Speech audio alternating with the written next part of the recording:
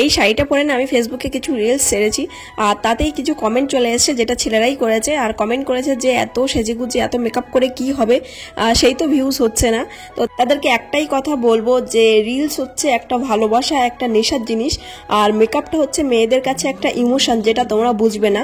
তোমরা কেন সিগারেট বা বিড়ি খাও আমি জানি না, ওটাও তো পেট ভরে না। সো মেয়েদের মেকআপটাও সেরকম, মেকআপটা হচ্ছে ইমোশনের জিনিস, আর রিলস বলো সেটা হচ্ছে ভালোবাসা বা একটা নেশার জিনিস। দেখো, একটা মজা করে একটা কথা বলছি, কেউ যখন পৃথিবীতে আসে তখন কিন্তু সে জামা প্যান্ট পরে আসে না, আর যখন পৃথিবী ছেড়ে চলে যায় তখনও কিন্তু জামা প্যান্ট পরে যায় না, মাঝখানে কিছু দিনের জন্য জামা প্যান্ট পরে থাকে। কেন পরার দরকার সেটাও তো জানি না, কারণ সবাই তো ওইভাবে এসেছে, ওইভাবেই চলে যাবে, তাহলে জামা প্যান্টটা কোনো পরার কোনো প্রয়োজনই নেই। মেকআপটা হচ্ছে সেরকমই, তোমরা বুঝবে না ছেলেরা, যারা মেয়েরা তারাই হচ্ছে বোঝে যে মেকআপটা কতটা ইমোশনের জিনিস।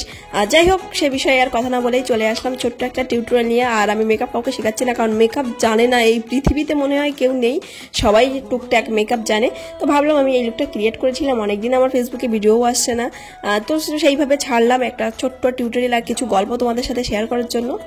বেশ কিছু বিয়েবাড়ি সাজিয়েছি, সেই হিসেবে কিছু অভিজ্ঞতা অর্জন করেছি, অনেক বছর ধরে মেকআপের সাথে যুক্তও আছি, মানে এই কাজটা অনেক বছর ধরে করে যাচ্ছি, তার জন্য ভাবলাম আমি একটা ছোট্ট টিউটোরিয়াল করি।